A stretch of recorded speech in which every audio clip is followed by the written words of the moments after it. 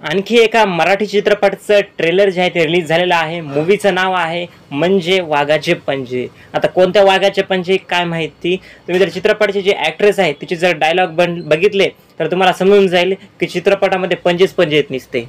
तुम्ही जर लीड ॲक्ट्रेसचे जर डायलॉग ऐकले तर कसे आहेत, मला नाही आवडला मुलगा, असं नाही तसं नाही, अशा प्रकारचे डायलॉग जे आहेत लीड ॲक्ट्रेसने जे आहे ते म्हटलेत. म्हणजे ही ॲक्टिंग करते कोणासोबत, खरं तिचं बोलणं तसं आहे ते तिलाच माहिती, परंतु असे डायलॉग कोण म्हणतं काय माहिती. मला नाही आवडला ना मुलगा, घराला शोभेल असं स्थळ आहे म्हणजे तुला अजूनही वाटतं मी त्याचा विचार करावा.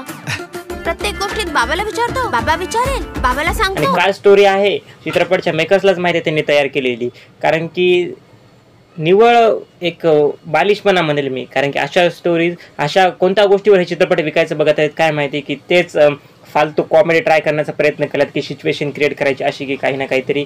तुम्हाला समजत आहे की मी सुरुवातीच्या ट्रेलरचं तुम्ही सीन बघितला त्यावरून समजतं की संजय नार्वेकरला एक अवघड ठिकाणची दुखणं आहे, त्यावरून कॉमेडी बनवायचं ट्राय करत आहेत.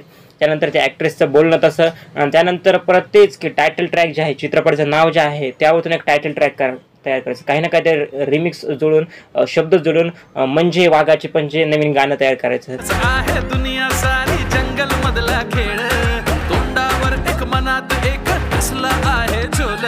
दाद्या मधुला म्हणजे वाघाचे पंजे कुत्र्याचे कान, हो सावधान. चित्रपटाच्या मेकर्सलाच खरं तर कळायला पाहिजे की त्यांनी, मला हे कळत नाही की जेव्हा शूटिंग होते, जेव्हा हे चित्रपटाचं कट बघतात त्यांना स्वतःला समजत नाही का नेमकं की आपला चित्रपट कसा तयार झाला आहे, नेमकं कोणते एलिमेंट्स कमी आहेत हे यांना स्वतः समजत नाहीत का, की दोन जाऊ द्या. ठीक आहे, तुमचं मत देखील मला नक्की कमेंट सेक्शनमध्ये कळवा की तुम्हाला ट्रेलर जे आहे कसा वाटला व कसं नाही. थँक्यू.